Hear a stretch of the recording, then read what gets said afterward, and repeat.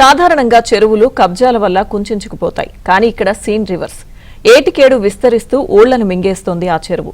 93 ఎకరాల నుంచి ఏకంగా 464 ఎకరాలకు పెరిగి రియల్ ఎస్టేట్ రారాజులకు సామాన్యులకు షాకిస్తోంది. ఇంతకీ ఆ మాయా చెరువు వెనుక ఉన్న కన్నీటి గాథ ఏంటి? బాధితుల గోడు వినేవారెవరు?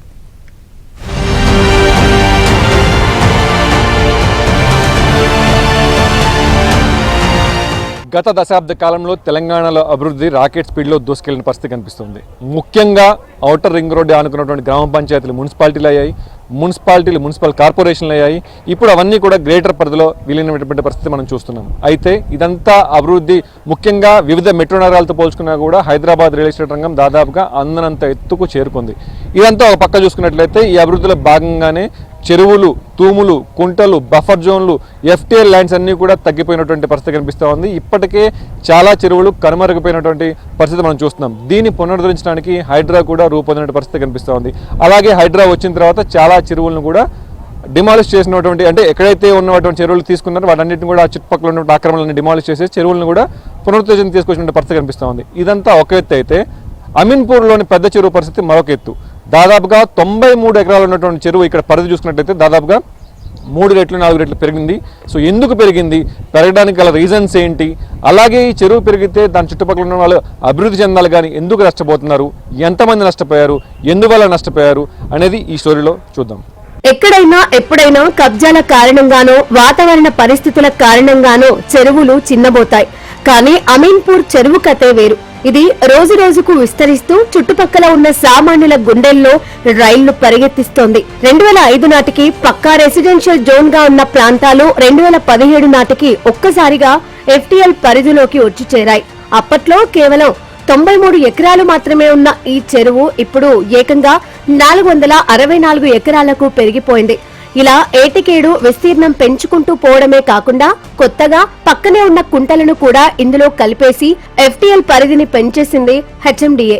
ఈ వింత పరిస్థితి చూసి అటు ప్లాట్ల యజమానులు ఇటు స్థానికులు బిత్తరపోతున్నారు. గత 2 దశాబ్దాలుగా చూసుకున్నట్లయితే హైదరాబాద్ లో దాదాపుగా 10 సంఖ్యలో చెరువులన్నీ కూడా కనుమరుగైన పరిస్థితి కనిపిస్తూ ఉంది. ముఖ్యంగా చెరువుల నుంచి వచ్చే తూములు కావచ్చు, కాలువలు కావచ్చు, అన్ని కూడా పూర్తిగా కుంజించిపోయిన పరిస్థితి కనిపిస్తూ ఉంది. పూర్తిగా అభివృద్ధి పేరుతోటి పూర్తిగా అన్నింటిని కూడా మూసివేసి కబ్జాలు చేసేసి అందనంత ఎత్తులో ఆకాశ హార్మాయిలు నిర్మించినటువంటి పరిస్థితి కనిపిస్తూ ఉంది. ముఖ్యంగా మూసీ ప్రవాహ ప్రాంతం చూసుకున్నా, అలాగే హిమాయత్ సాగర్ ప్రవాహ ప్రాంతం చూసుకున్నా, అలాగే గొలుసుకట్టు చెరువులు ఏదైతే మనం హైదరాబాద్ చుట్టుపక్కల చూస్తూ ఉంటామో వాటన్నిటి పరిస్థితి కూడా దాదాపుగా 100 ఎకరాల్లో ఉన్నటువంటి అన్ని చెరువులు కూడా 10 సంఖ్యలోకి వచ్చినటువంటి పరిస్థితి కనిపిస్తూ ఉంది. కానీ అమీన్పూర్ లో వింత పరిస్థితి ఉంది. దాదాపుగా 93 ఎకరాలుగా గ్రీన్ ట్రిబ్యునల్ కి చూపించినటువంటి రికార్డ్స్ చూసుకున్నట్లయితే అమీన్పూర్ పెద్ద చెరువు 2016లో చూపించారు, 93 ఎకరాలుగా చూపించారు. కానీ ప్రస్తుతం ఇప్పుడు చూసుకున్నట్లయితే 464 ఎకరాలుగా కూడా దీన్ని చూపించడం జరుగుతూ ఉంది.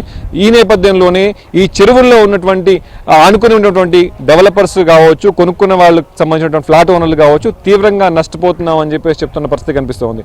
అసలు ఈ విస్తరణ వెనుక ఉన్న అసలు కథ వేరే ఉంది.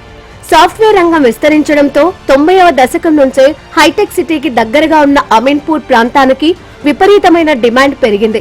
వేలాది మంది మధ్యతరగతి ప్రజలు తమ కష్టార్జితాన్ని పోసి ఇక్కడ ప్లాట్లు కొనుక్కున్నారు. అయితే వర్షపు నీరు, మురుగునీరు వెళ్లేదారి లేకపోవడం, నాలాల మీద అక్రమంగా బిల్డింగ్స్ వెలియడంతో చెరువు బఫర్ జోన్ క్రమంగా పెరుగుతూ వచ్చింది. ఫలితంగా దాదాపు 2500 మంది బాధితులు ఇప్పుడు రోడ్డున పడ్డారు. పిల్లల పెళ్లిళ్ల కోసం ముసలి వయసులో ఆసరా ఉంటుందని దాచుకున్న ఆస్తులు నీటి పాలవుతుంటే బాధితులు కన్నీరు మున్నీరవుతున్నారు. నేను 1998లో కొన్నాను. అప్పుడు నా జీతం ఎంత, 2000 జీతము. పైసా కూడబెట్టుకొని 200 గజాల స్థలం తీసుకున్నాను. బిడ్డ పెళ్లికి అని చెప్పి నేను సగం పిల్లకి ఇస్తాను, సగం జాగా నేను పెట్టి కట్టుకుంటామని చెప్పి నేను అనుకుంటే ఇప్పటివరకు కూడా నాకు ఏమి న్యాయం జరగలేదు. యాజ్ పర్ జడ్జిమెంట్ ప్రకారంగా నేను తీసుకున్నప్పుడు 93 ఎకరాల జాగానే ఉంది. ఈ 93 ఎకరాలు తప్పితే ఇప్పుడు అనేది ఇలా 453 ఎకరాలు అంటుర్రు. అది తప్పు. ఎఫ్టీఎల్ డిసైడ్ చేయకపోతే మా స్థలం మాకు ఇవ్వాలి. మా స్థలం మాకు ఇచ్చిన తర్వాతనే మీరు ఏమన్నా చేసుకోండి. మేము ప్లాట్స్ కొనుక్కున్నప్పుడు 93 ఎకరాలే ఉంది. తర్వాత నుంచి మెల్లిమెల్లిగా పెరుగుతూ వస్తుంది. తర్వాత 2013లో ఆర్వీ కన్స్ట్రక్షన్స్కి ఇచ్చాము అన్నారు.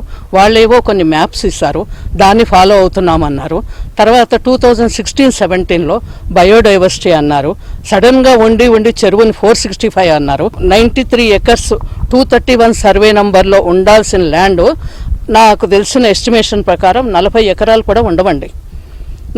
దాని మీద ఇప్పుడు ఈ డెప్త్లో ఉన్న చెరువు దగ్గర ల్యాండ్స్ అంతా వీళ్ళు ఆక్యుపై చేయడం వలన, చెరువును ఆక్యుపై చేయడం వలన ఈ నీళ్ళన్నీ ఏంటంటే మా ప్లాట్ వైపు తనుకొని వస్తున్నాయి. మేము కూడా రేవంత్ రెడ్డి గారిని ఏమడుగుతున్నాం, నిజామాబాద్ మీటింగ్లో మాట్లాడినట్టే మీరు సుప్రీంకోర్టు గైడ్లైన్స్ ప్రకారం ముందు నాలాలు అలుగులు రిపేర్ చేసి 14 చెరువుల్లో ఎన్నైతే బతుకున్నాయో బతుకున్న చెరువుని మళ్ళీ రెస్టోర్ చేయమని అడుగుతున్నాం. మరోవైపు హైడ్రా అధికారులు సైతం ఈ వ్యవహారంలో యూటర్న్ తీసుకోవడం చర్చనీయాంశంగా మారింది. గతంలో చెరువును సందర్శించి అక్రమ నిర్మాణాలను కూల్చివేసిన అధికారులు బాధితులకు న్యాయం చేస్తామని హామీ ఇచ్చారు. కానీ ఇప్పుడు సీన్ మార్చేశారు. మొత్తం విస్తీర్ణాన్ని చెరువుగానే పరిగణిస్తామని, బాధితులు టీడీఆర్లు తీసుకోవాలని బేరసారాలు మొదలుపెట్టారు.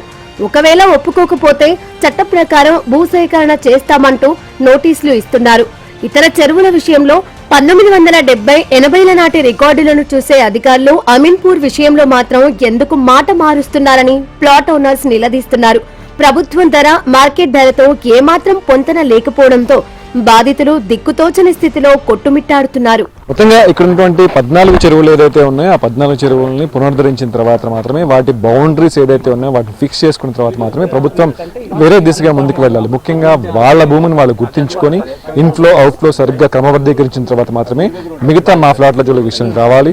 అప్పుడు మాకు టీడీఆర్లు ఇస్తారా, లేదంటే వేరే దగ్గర ఇంకో ఫ్లాట్లు కేటాయిస్తారా, అది వేరే విషయం. కానీ ప్రస్తుతం మాత్రం వాళ్ళ చెరువులు డాక్యుమెంట్స్ ఏదైతే ఉన్నాయో, డాక్యుమెంట్ పరంగా ఏదైతే ఉందో వాటికి వరకు క్రమబద్ధీకరించుకోవాలని చెప్పి చెప్తున్నారు. వాటి ద్వారా ఎన్విరాన్మెంట్ కాపాడాలని చెప్పేసి కూడా ఇక్కడ ఉన్నటువంటి వాళ్ళు పెద్ద చెరువు బాధితులు అందరూ కూడా చెప్పినటువంటి పరిస్థితి అయితే కనిపిస్తుంది.